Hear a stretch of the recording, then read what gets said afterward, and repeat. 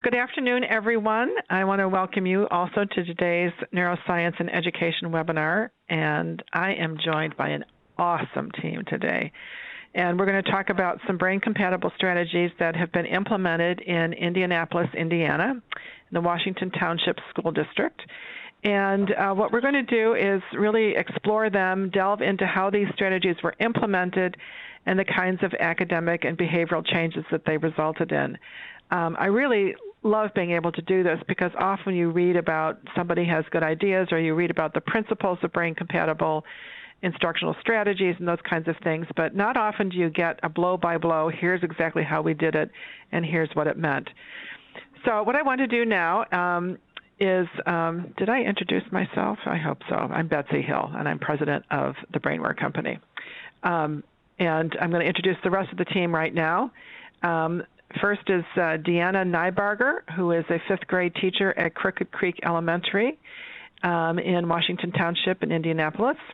And I think the picture says it all. I don't know what more you can say about how much we would all love to be in her classroom if we were fifth graders. And so we'll get a chance to hear from Deanna in just a few minutes.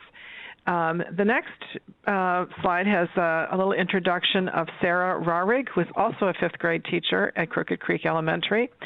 And I was very industrious and managed to find a picture of Sarah when she was in New Zealand, and where she was had a fabulous opportunity to do some of her student teaching, and I certainly am envious. I've never been to New Zealand, but we will hear from Sarah as well. And then the third member of the team is Dr. Laurie Deshotel, and who is a professor, assistant professor at Marian University. And I've worked with Laurie for quite a while now, but she has in the past served as a university supervisor and instructor for the Indianapolis Teaching Fellows and Teach for America. She is currently teaches graduate and undergraduate students about the brain and learning. She's also been this year serving as faculty in residence at both Crooked Creek and now Nora Elementary Schools. And this has given her quite an opportunity to both mentor and learn from some of the things that are going on in the classrooms there that she has been co-teaching. And that process sounds like it's been fascinating. The other person I want to mention who wasn't on the list but I believe is with us today is Kim Piper, who is the principal of Crooked Creek Elementary. So we're going to get a chance to hear from the administrator's perspective as well on how things are changing at the school. So the first thing I want to do is introduce Dr. Deshotel, Laurie, and have her talk a little bit. She's done a lot of work around oops, I'm hearing a little bit of feedback there. So a bunch of work around understanding the brain, also in the context of various levels of needs. And I think most of us are familiar with Maslow's hierarchy. But she did a wonderful blog recently where on Edutopia, where she connected these brain-compatible strategies to various levels within the hierarchy. And I think this will sort of give us a context for the rest of our discussion this afternoon. So, Laurie, are you there? I am, Betsy. Thank you. I'm ready to go. So I will go ahead and begin if that's okay with you. That would be great. Okay, so I love Maslow's hierarchy for educators because there is such a connection to learning at the cognitive level and looking at those just dire emotional and social needs and challenges that our students walk into our doors with every single day. And as I created Maslow's hierarchy, it was because of this learning, and I want to say learning experience, back in the classroom again. It's one thing to observe teachers from a distance once a week or once a month, but it's quite another thing to be sitting beside them. And I cannot tell you how much I learned. We just had an incredible semester looking at these brain-compatible strategies, looking at the stress levels that students come in with. And when I say stress, I want to say today, when we look at the physiological safety, love and belonging, esteem needs, each one of us perceives an event or an experience in our own unique way. So what stresses me, what stresses a student, is very individual. But we do know that those physiological needs on the bottom tier, the need for, food and water and sleep, and taking some deep breaths, both Deanna and Sarah and Kim and I, all of us saw and do see many of our students walking into our classrooms tired, hungry, preoccupied with, all of their issues that are going on in their home. And I want to say today, too, that we now know, Betsy, that emotion and cognition are intimately connected. And this is what Deanna and Sarah and I really looked at this semester. We looked at the emotional appeal, which, again, is part of safety, helping to build a classroom and a culture where there was a true sense of belonging, a true sense of family. And I cannot tell you, I left here in December, and these two incredible teachers have kept us going, which you'll hear about this afternoon. Well, that's a great point, because we know about both the negative and the positive, and I think we're going to hear more about that today in terms of engagement and belonging and self-esteem and the positive effects of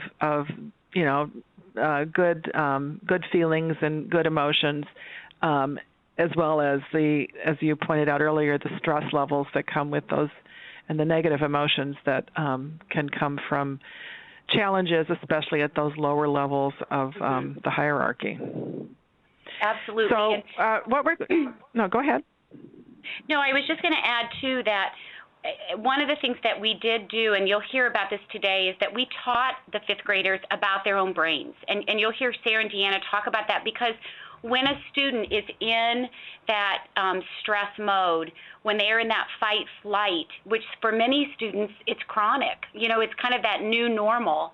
So when they're in that mode, that inside that limbic system where, they're not able to think clearly and to think at a higher level, the strategies that we implemented really complemented and enhanced their learning. Okay, so let's move ahead into some of those strategies, and we're going to start with focused attention. So the three that we're going to be talking about this afternoon, just to remind everybody, are focused attention, prediction, and storytelling. And so we're going to start with focused attention. And in the course of this discussion, there are some wonderful images of the students practicing focused attention. And what I'd like to do is have Sarah and Deanna really take us through exactly, well, first of all, Laurie, if you would share with us why this is such a brain-compatible strategy, and then maybe the teachers can talk about exactly how they went about this and how it evolved over time, and then the kinds of responses they saw from the students. Okay, so real quickly, focused attention practice was at the core of our strategies last semester, and it continues to be at NORA. It is when we help the students to really be attentive to what's going on in their body, to a sound, to an image, to their breath, and it really, it is exactly what it says. It helps them to focus, because we know that we are wired biologically to pay attention to everything in our environment. And because the brain is wired to survive, it will always go to that threat or that place where there is a feeling of not being safe. So what we did was we helped the students, which you'll hear Sarah and Deanna talk about, we helped them to hone in and really focus their attention, because to learn is to have attention. So we really helped them to focus their attention on a sensation, whether it was in their body or, again, an image, a sound, that would actually calm their biological responses. So we were really engaging their ability to slow their breathing down, to slow their heart rate down, and to take that blood and oxygen flow that was, really, really stirring up in that fight-flight response and move it to the prefrontal cortex, which is right behind our eyebrows. And this is where the learning takes place. This is where we make decisions, where we think through consequences, and where we problem solve. So I'll let them kind of explain now how they did this. We first introduced the focused attention. Okay. Well, first, let us know who's speaking too, if you would. Okay. Hi. This is Deanna Nybarger, and Hi, Deanna. Hello. We first started with Dr. Laurie leading the focused attention breaks in our classroom, just so we could watch, and then I began modeling after her. We did images, sounds, taste. So sometimes we'd, put a mint in the kid's mouth and we'd focus on that. And then that transpired to students asking to lead the focused attention breaks after several weeks of watching and learning. My kids gravitated towards chimes that were used during that, so they really liked the sound. We continue to do the focused attention breaks, and we do 2 at least every day, but now we do a quiet time in the morning where my kids sit and we find our anchor, and so they can put their hands on their nose, on their chest, or on their bellies to feel their breathing. And we sit quietly for 5 minutes, and that's how we start our day each day. And I have 100% participation in my classroom. You can feel the energy in the classroom during the focused attention break and after. Kids are ready to go, they're on task, they're engaged. And then later in the day, I have a student each day lead a focused attention break in the afternoon. So we have 2 each day, and they look differently. The one in the afternoon is only about a minute long, and we usually use some sort of sound, whether that's a rain stick or chimes or bell, and that's what it looks like in my classroom. Hi, Great, this is Sarah Areg. Yes, and we also started with Dr. Laurie with the focused attention. So the process, setting that up, was very similar. We too still have the quiet time in the morning, and we've actually started just playing quiet, like music, like whether it be a waterfall or instrumental, and they absolutely love that because it gives them that sound to focus on. And just piggybacking off of Deanna, you can really feel the energy. You can feel them just kind of relax and kind of get ready to engage and be open for their learning. It's actually really amazing to sit in and watch them practice it because it's really powerful. So we have one in the morning, and then I always do one after recess as well because they're real anxious after lunch and recess. And sometimes if we need to, we do another one. Sometimes they'll request it, or sometimes I can just kind of sense that we just need to take a break and kind of refocus our energy and get back to our learning. So we have at least 2 every day, sometimes more. And that's part of my class there. Sometimes they sit on the floor, and sometimes they sit at their desk. This is at our morning meeting, which we have every morning, which we're always on the floor for our morning meeting in a circle. So it was right at the start of the day. And Betsy, this is Kim Piper. You're hearing from 2, obviously, 5th grade teachers from Crooked Creek, but they have presented with Dr. Laurie to our entire staff about the strategies they're using, and many of our teachers, K through 5, are now using focused attention breaks throughout their day, so it can be adapted to the lower grades as well, starting with a smaller amount of time first and building up that stamina to the longer periods of time. Yeah, we didn't start with 5 minutes in 5th grade. We started with, I think, just like a minute or 2, and then we built up to 5, and it's great. And I also think it's important, we don't do it so much as we used to in the beginning. Each time we did a focused attention break, we would talk about why we do it, and the kids would say things, it gives us deeper level thinking. It allows us to put our worries in bubbles and focus. And now, if we have a guest come in our classroom, we always invite the guests to do them with us, but I'm not leading that conversation. A lot of the times the kids are saying, we should tell them why we're doing this, and they're able to explain the purpose and the significance of taking those breaks. Well, you anticipated my question because I was going to ask what the students would say about what they're experiencing, but it sounds like they've figured out exactly what's going on and exactly how it's going to help them be re-energized for the academic work that comes ahead. And the best is they'll come back in from recess or for physical education class or something and ask for them if they feel like they need it before an activity or instruction is coming soon. So the kids can feel when they know they need to calm themselves a little bit before active learning is going to be happening.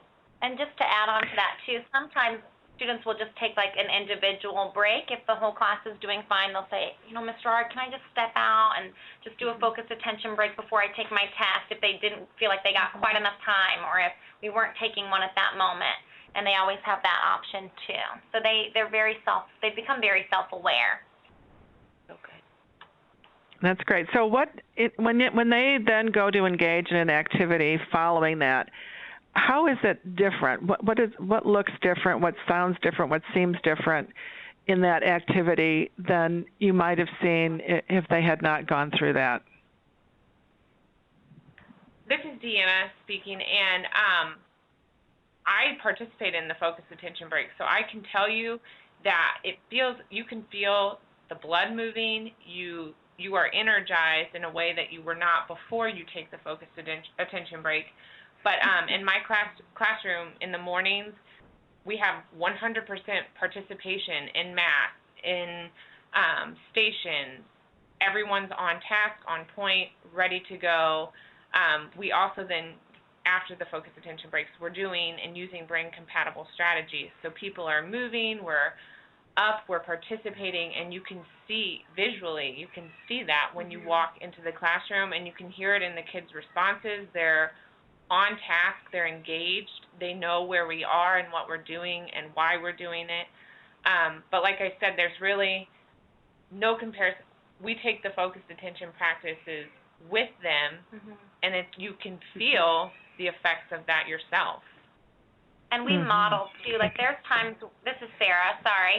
There's times where I'm feeling anxious, and I'll say, boys and girls, Mr. Ard just needs to take a focused attention break. And sometimes they'll just read a book while I'm doing it, or they'll take one with me, or I'll just sit at my desk, and I'll take a few deep breaths. So, just to, Deanna was saying she does it with them. Sometimes I'm just like, there's so much stimuli coming in all the time, and it's good to just kind of take that break so you can engage. And so that they can engage. Betsy? Great. We have a question that I thought might be good to ask at this point. Okay. The question is, how do you recommend the focused attention being done in a departmentalized school where students are changing classes? Yeah, this is Laurie, and I feel that every time they switch, a class, it doesn't have to be a 5-minute or 10-minute, practice. It could be just a minute. We had such great results when I was here in the fall, we started with a minute to 90 seconds.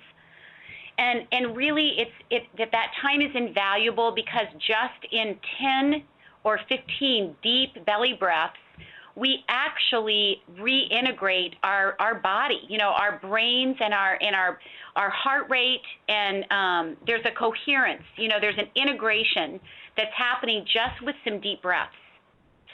And after we did our full staff training, this is Kim Piper, the administrator here at Crooked Creek, many of our intervention teachers or our focus teachers, small group who do pull-out sessions, started doing their intervention sessions with these breaks. So the kids would transition to them, they would then take their deep breaths, and then they'd start their intervention. So the kids knew that they were transitioning, they had that quiet time, and could move on. So very similar to if you were changing classes in a departmentalized situation,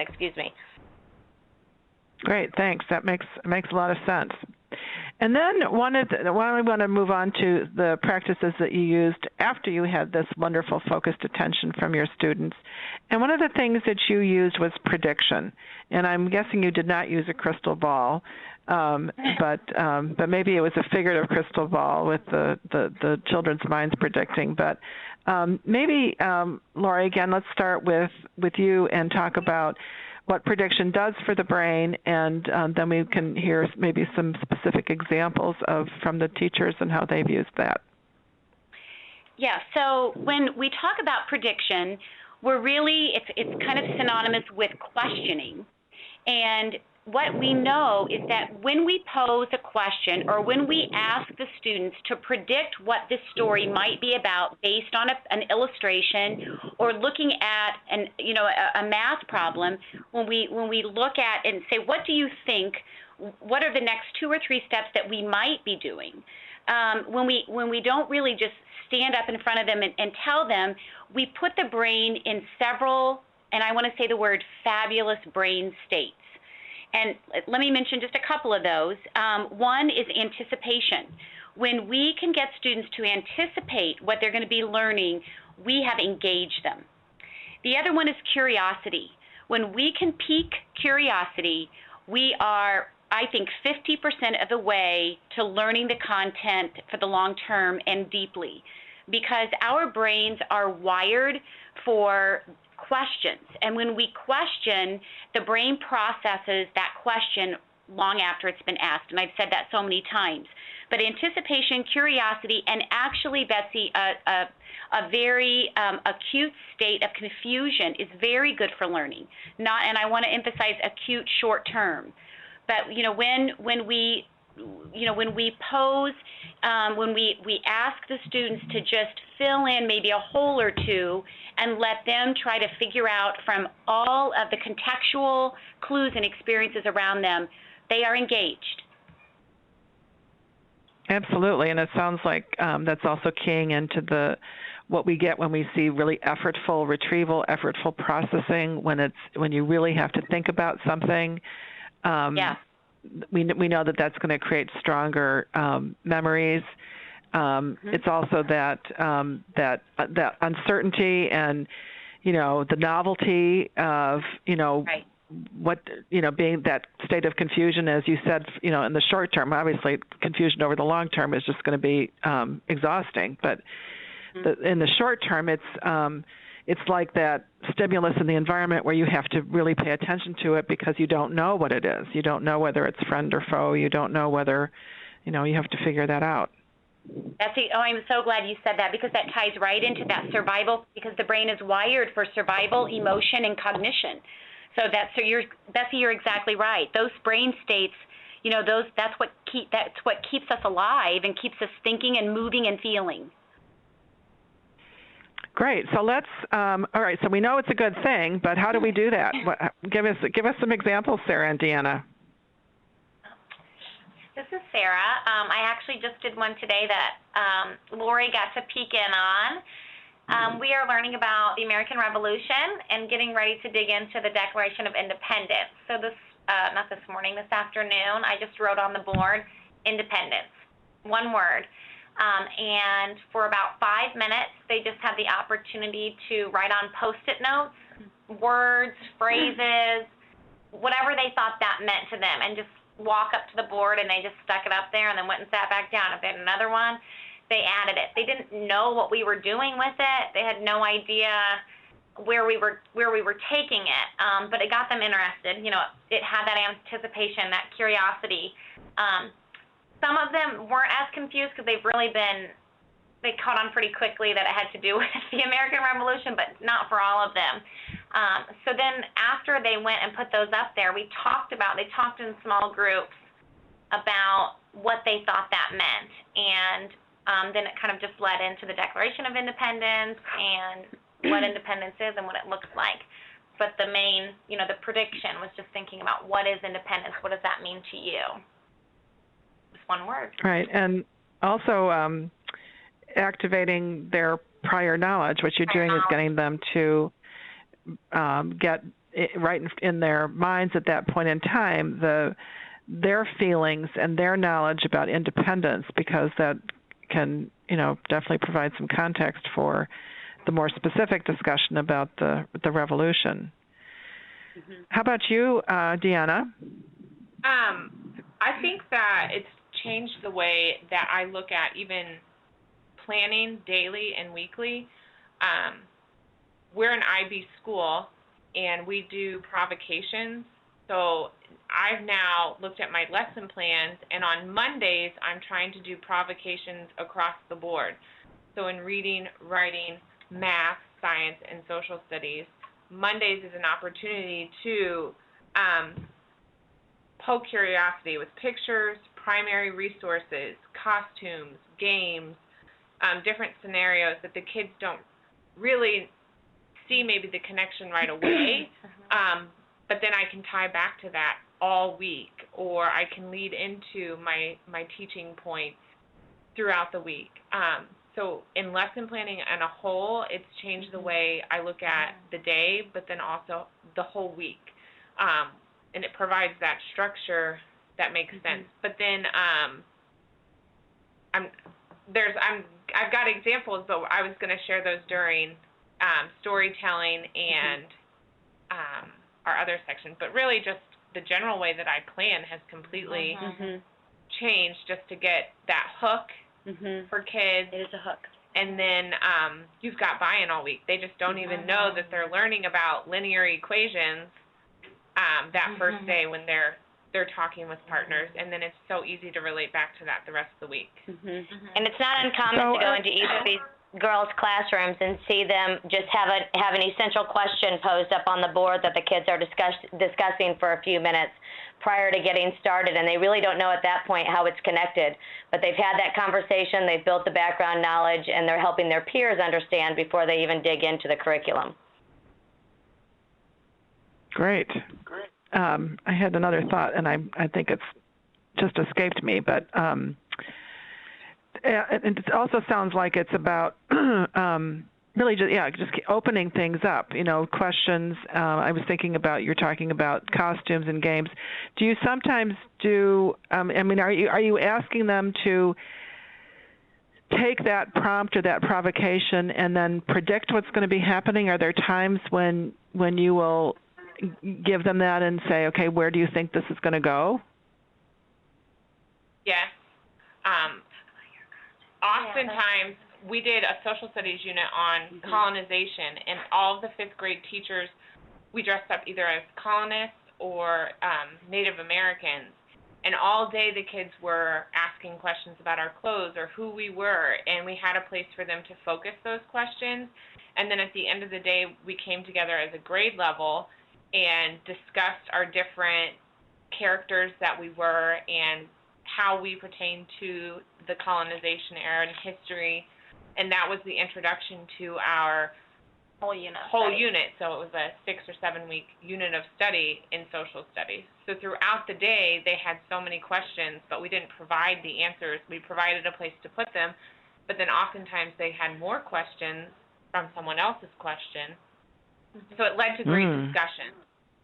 Too, Betsy, and I wanted to add this, which when we create anticipation, what we're doing in the brain is we are, the neurohormone dopamine is released when we're anticipating either, it could be, a hook, something that we're not sure about, something that, just like the costumes that Deanna was talking about, or if it's a question asked that we don't give an answer to, when we anticipate, those dopamine levels rise and give way to really pleasurable feelings, and that leads, we know that positive emotion is connected to deep long-term learning.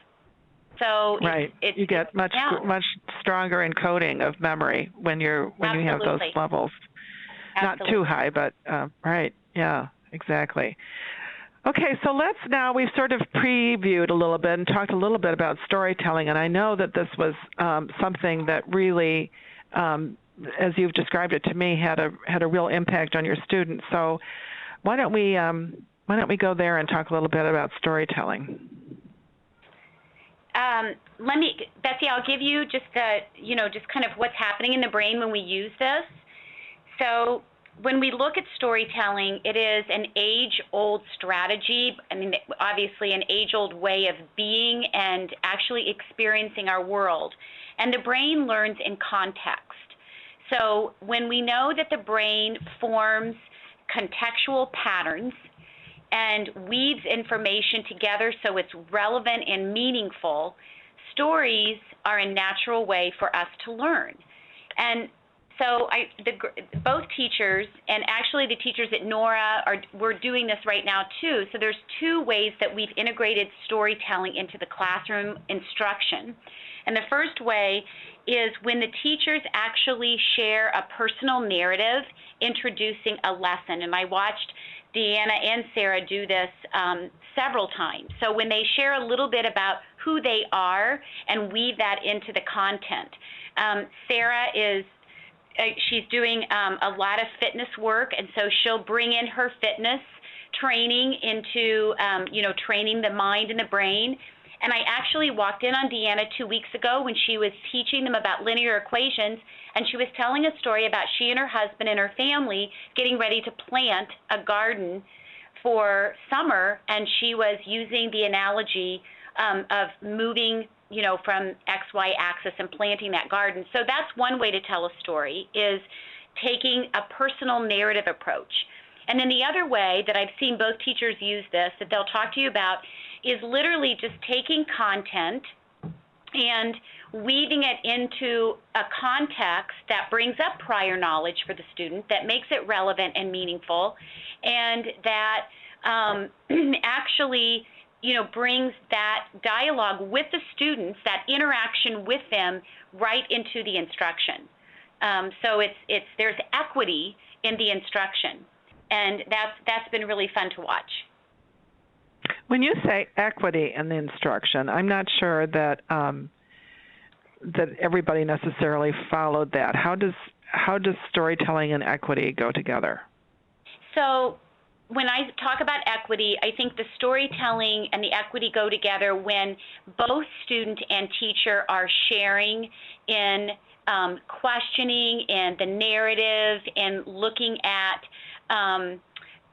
for example, and we have so many examples, we were teaching about the editing of narrative writing. And so I was with Deanna, and Deanna brought in snow boots and snow pants and a parka.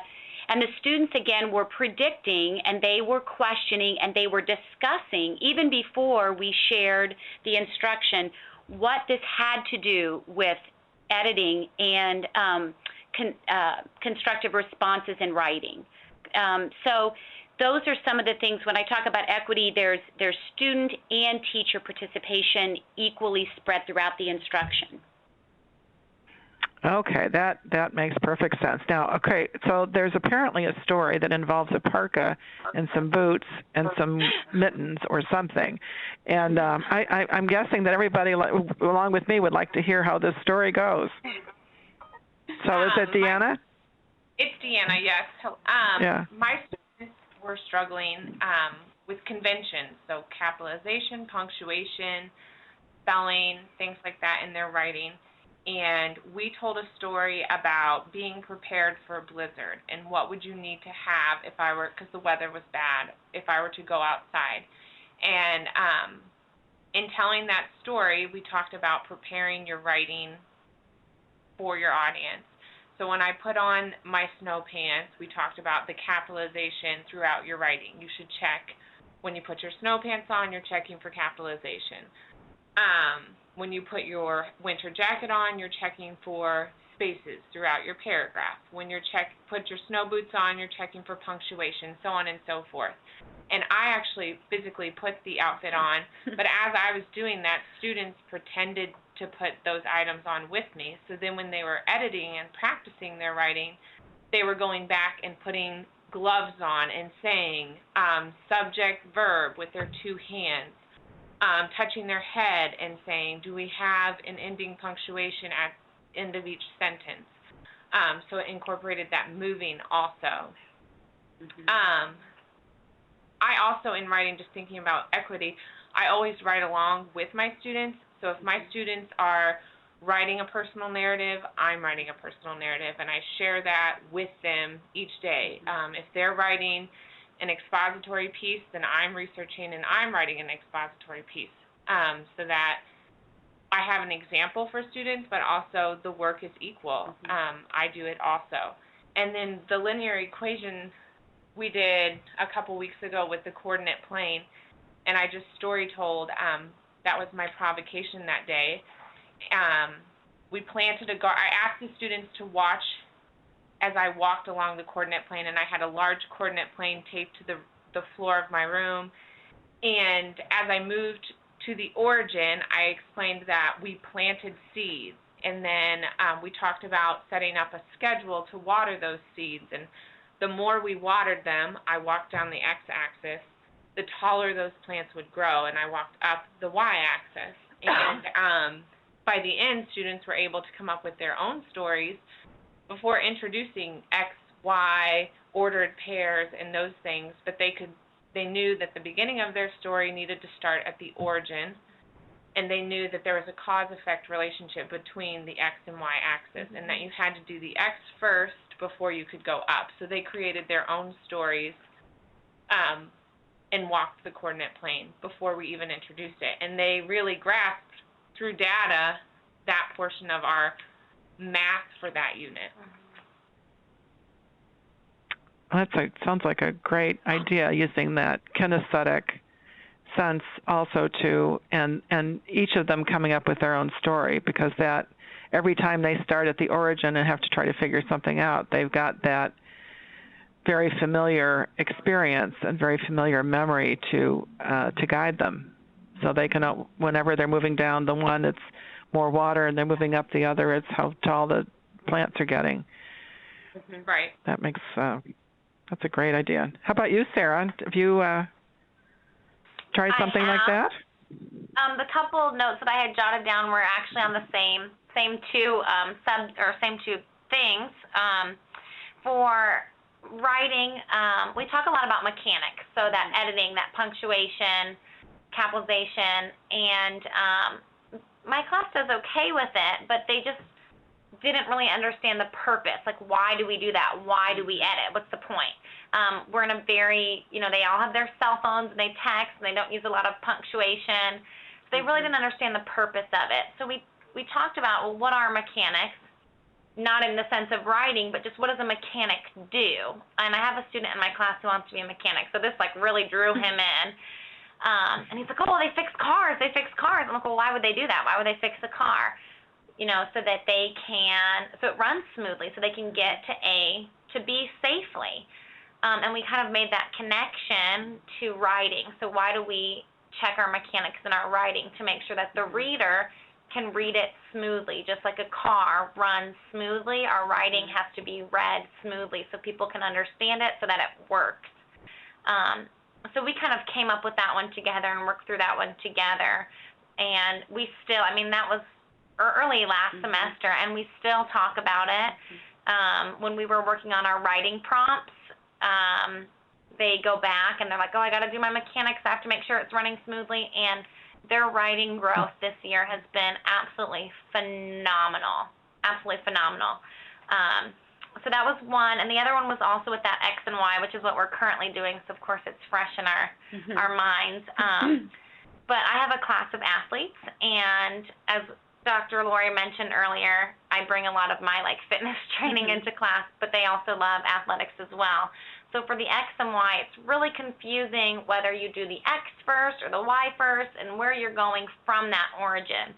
So we connected it to basketball, and you have to go down the court first. So you go across the court first, and then you would shoot up to make your basket if it's positive, or maybe, and then I say if it's negative, you drop the ball. But so then after talking about, moving across the court, either left or right, positive or negative, and then shooting that basket, or hopefully not, but maybe dropping that basketball, we actually stood up, and we didn't even graph anything at this point. I just said, okay, ordered pair is 2, -4, what are you doing? And they, move right, 2, and then, kind of scrunch down. And I'd say, okay, it's -5, 8, and they would move left 5 and then stand up, or then jump up and pretend to shoot a basket. So before we even graphed anything, we're moving and trying to figure out which way do we go first. We always go across on that x-axis first. So we kind of brought in that fitness part that my class really likes and I really like. So it was a great storytelling and analogy. Well, the other thing that does is it has, and maybe this sounds a little bit simplistic, but it's about relevance. It's about those concepts that are so, part of the essential understandings of our world that it's really about the concept and why you're learning it, not just what you're learning. It's grounded in their own experience of life and things that they recognize as being important. Absolutely. Is that fair? Yes. So let me ask Kim at this moment. So I've heard that their writing gains have been phenomenal. Is that just a teacher feeling good about what she's been doing, or are you seeing that as well? What I would say is the whole classroom culture and climate of both of these rooms, as well as the rest of the grade level, has been phenomenal, which has then transferred over to student engagement and learning within the entire fifth grade. When we look at the practices they have put in place and the planning that they've done and co-teaching that they've done with Laurie first semester and has transferred into this semester, it's been a drastic change in atmosphere with our upper grade kids. And we know fifth grade is our highest grade here at Crooked Creek, and we know that is a grade that could pose some challenges because they're ready to go to middle school, or a grade that could really drastically change the culture of a building when they are positive, wonderful role models, and that's what we're seeing. And I'm not fully answering your question, but what I am saying is that the dynamic that is in those classrooms has been an excellent shift, and I really think it has a lot to do with the passion that these two girls, as well as the other two teachers in fifth grade, have put into it, and the time to take to learn from Laurie. I mean, every time we would sit down with Laurie for meetings or planning, we felt like we were back in grad school again and learning different things that we could try in our classrooms to see improvement. And I think that's exactly what Laurie wanted to do when she came in, to see how we can put these practices in place and see if they work. And what I said to these girls when we first started on this journey is, we can research all we want, but until we take it into practice, we're not going to see what happens. And we've seen some excellent effects from the different strategies that we've tried. One of the comments you made, because you talked about the climate and culture in the building as well as in the fifth grade, are you seeing any of these practices trickle down or trickle out to other teachers, other classrooms, or are fourth graders saying, I want to do focused attention too? Or is that any of that happening? We have. We've done staff meetings where other staff members have learned from these two, as well as Laurie, and we also have had other teachers go in and observe, especially fourth grade teachers who had these same kids last year, so they could see the dynamic effects that they've had with the different practices they're doing, to see the differences in behaviors and leadership roles that some of these students have now taken. These two individuals and Laurie, as well as the rest of our fifth grade team, have presented to different groups within the district as well, new teacher groups and positive behavior support groups within the district, just to make sure that they can share their stories and the positive effects they've had, and hopefully see the transfer. We've had many people come in and observe their classrooms and see what's happening, and just as the teachers have talked about the positive energy, you will see people walk out of there and just say, wow, because you're looking at kids who we're a very diverse population with a lot of different needs. But when they come in and they're focusing and they're being able to create the analogies and incorporate movement into their classrooms and do all the things that we know are good for the brain, we're seeing that transfer in all the students, not just ones who love school already, but ones who come in with many challenges and need that extra love throughout the day. Right. Now, one of the things that you all have talked to me a little bit about too is how your practices have evolved. I mean, you've talked about being able to extend the time that the students are doing focused attention, but you've also as you started to describe some of these experiences, it seems like you're sort of melding and merging some of these techniques. And there's one particular story you shared with me that had to do with SpongeBob SquarePants. And I wonder if we could maybe find the image of his pineapple house, and maybe you might share this story with us. Well, actually, I'm glad you picked this one out next. This is the work I'm doing at Nora Elementary right now with the 2 fifth-grade teachers there. And so when we were looking in the unit of geometry, 5th-grade geometry, we were working with surface area and volume. And so the surface area formula is very long, and it's complicated.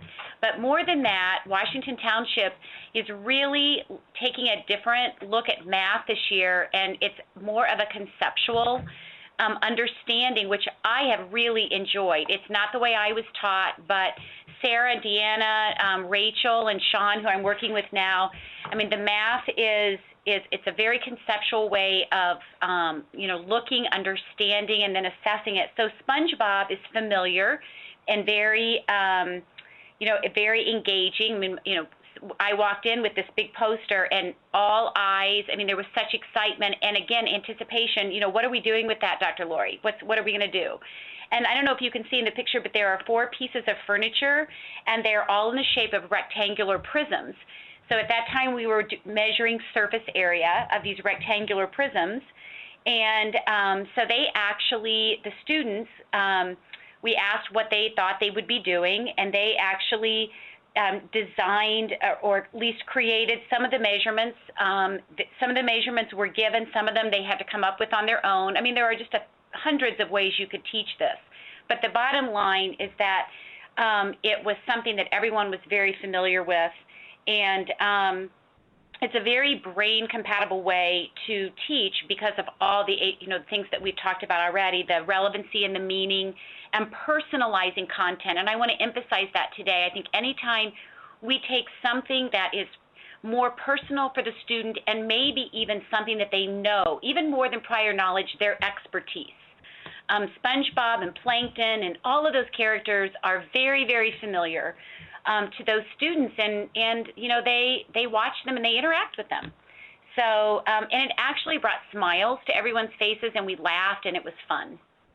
We forget to have fun, Betsy, sometimes.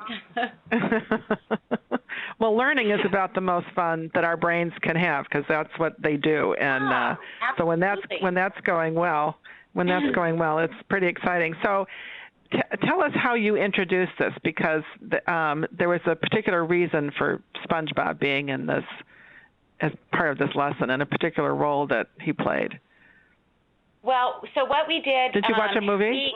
Yeah, we did, yes. We had just a little video clip, and we actually asked the students to get out their math notebooks and to just watch, be interactive with this video clip for 2 minutes, and just write down all the rectangular prisms, polygons, anything, any shape that they had been studying, trapezoids, any shape. And so they had to note those. They had to notice. So we were actually asking them to engage and pay attention specifically to a stimuli that we needed them to know.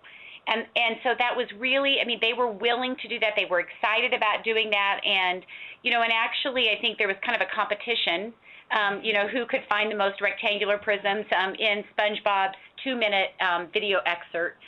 So we started with that. And then, again, it goes back to the provocations and the questioning and the prediction.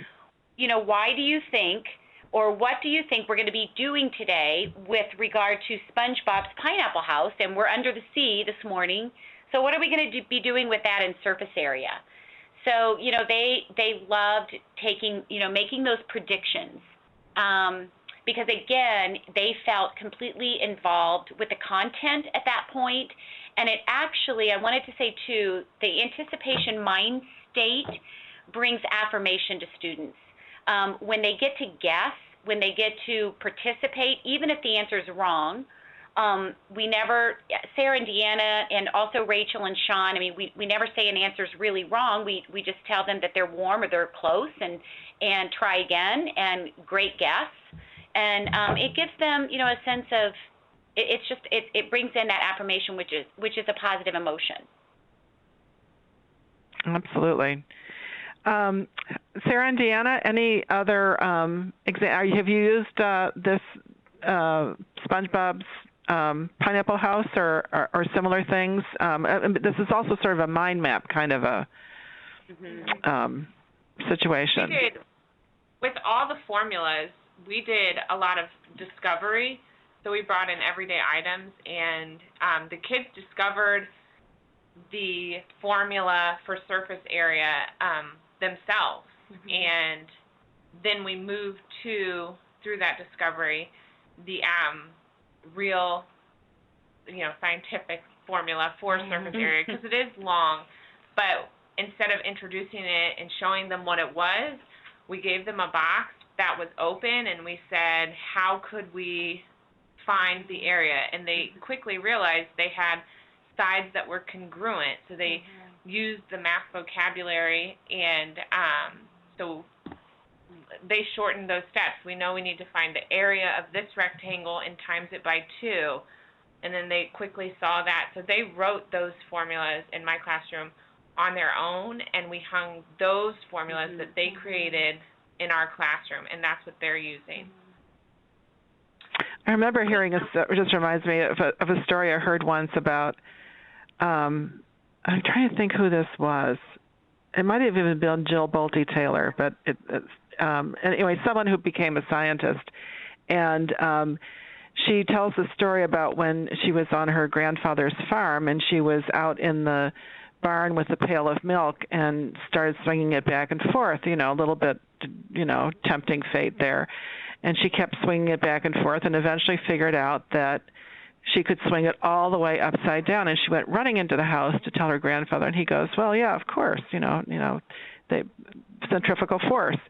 But the point was, she discovered it, and despite however many people in the world had discovered it before, she discovered that all for herself, and that is a feeling of it just creates wonder, I think, and affirmation and self-esteem, as Laurie was saying. So that's a great analogy, Betsy. That's actually what I saw Sarah and Deanna do a lot last semester. I mean, they actually, the student-led instruction grew as the semester continued on, and they really just, I watched them just allow and get excited about student learning, whether it was daily math review where the students would go up and participate and teach a problem to the rest of the class, or show how it just took all kinds of forms. But you're exactly right. When you discover and design it, it's so much more meaningful.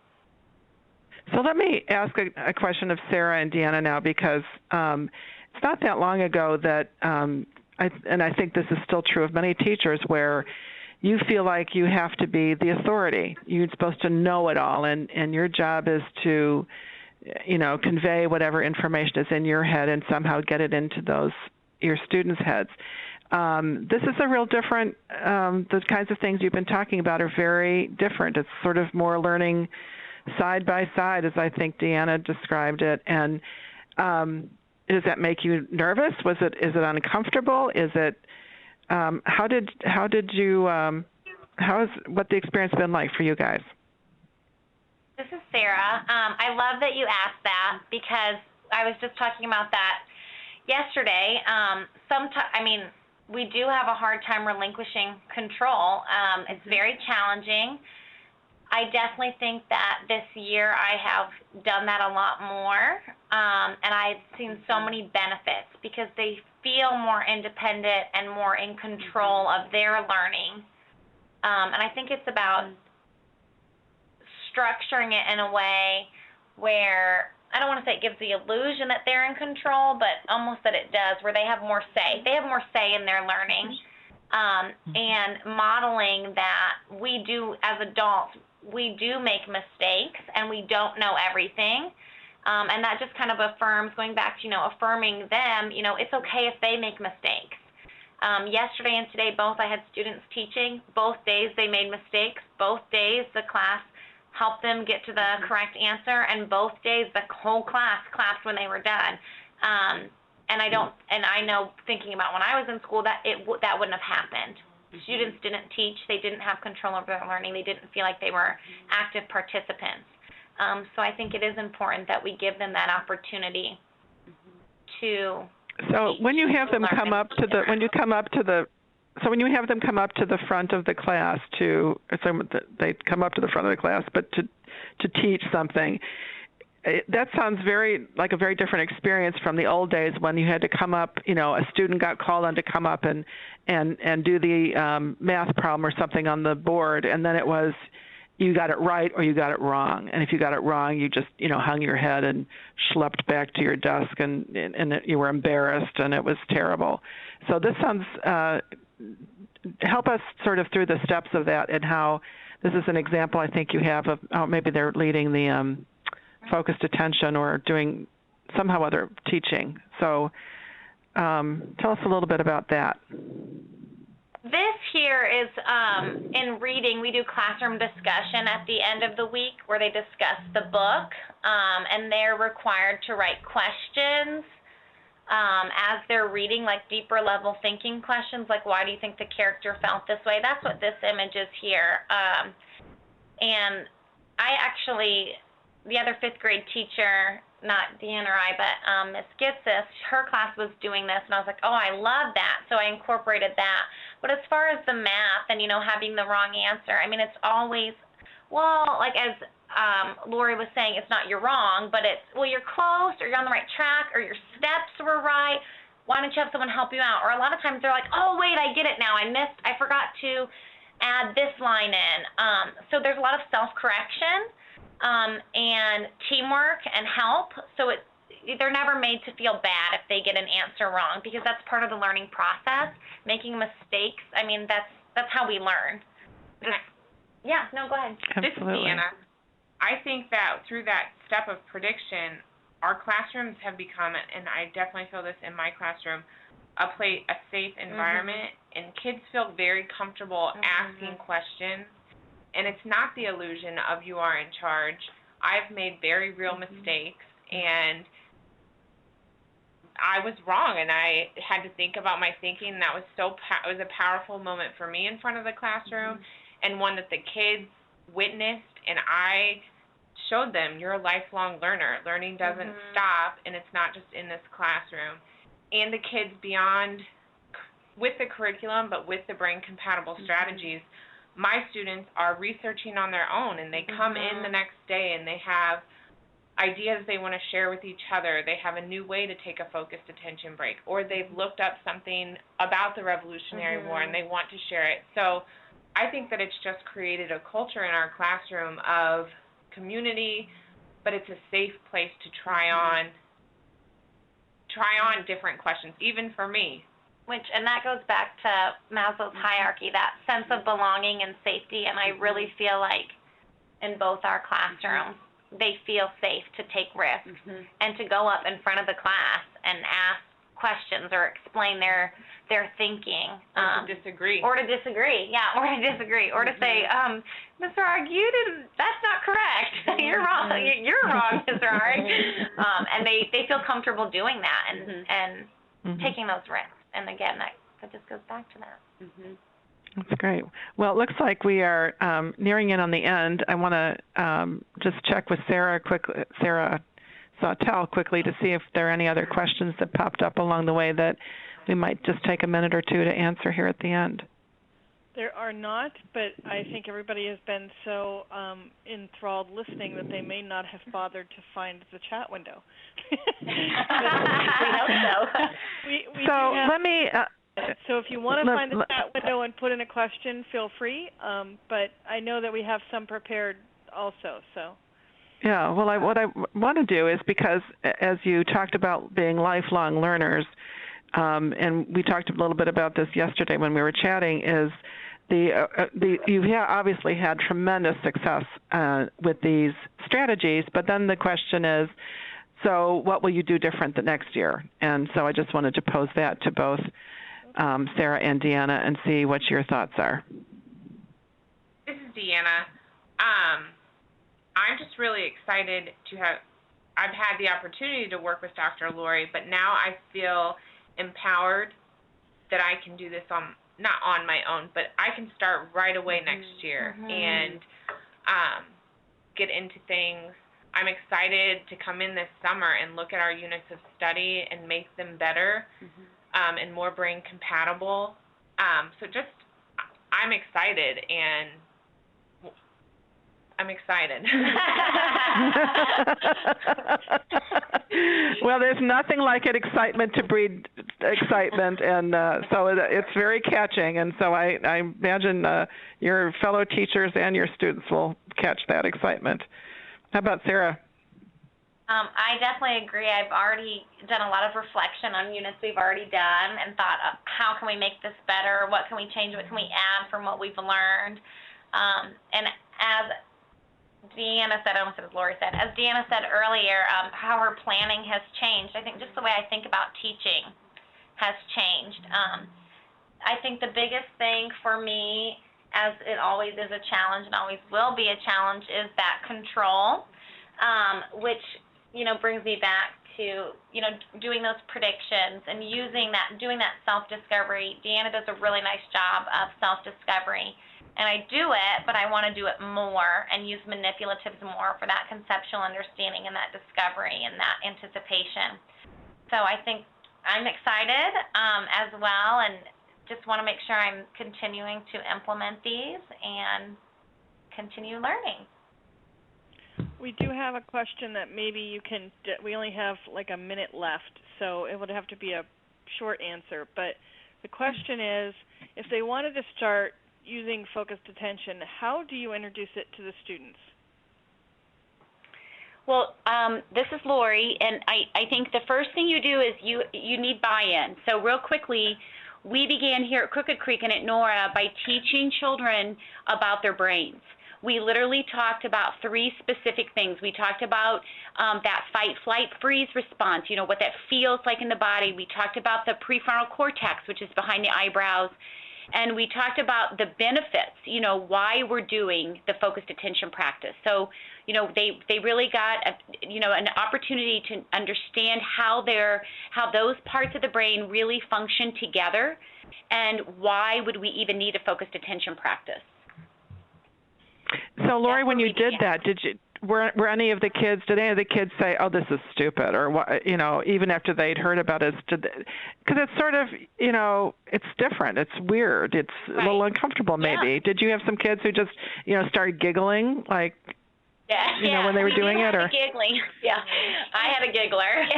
And there's both it's uncomfortable because we're always so busy doing. We're not being. We don't sit for very long periods of time and focus on our breath. And so absolutely it was uncomfortable, and we actually prepped them. We primed them for that. I remember looking back and saying, this is going to feel different to you. And then one of the things we did after we did the first few, and actually we did that several times, is we self-reflected with them. We asked them how it felt. We processed that with them so that they could hear and they weren't, feeling that weirdness, alone. So that was really, really important too. And so at what point, how long did you think it took you before everybody was, Deanna's talked about getting 100% participation, which is wonderful. How long did it take before you could really had everybody in the groove, if you will? I would say 3 to 4 weeks, because we did it every day. We were consistent with our practice, and we did it a couple times a day. So they quickly saw that leaders in the class weren't taking it as it wasn't a joke, it was serious. And I would say not even 2 or 3 weeks in, we had 100%. And then that's when we started increasing our stamina. So we started increasing our time. And the students were really feeling the buy-in, Betsy. And that's when they started actually asking to lead it, which that was just amazing. Right. And I imagine that as the reflections, as you were helping them process their reflections, they were starting to see some differences. I really felt a little calmer, or, something like that must have come up along the way. They did. They gave that feedback. And I want to add today to all those teachers who are listening, this is also about teacher well-being.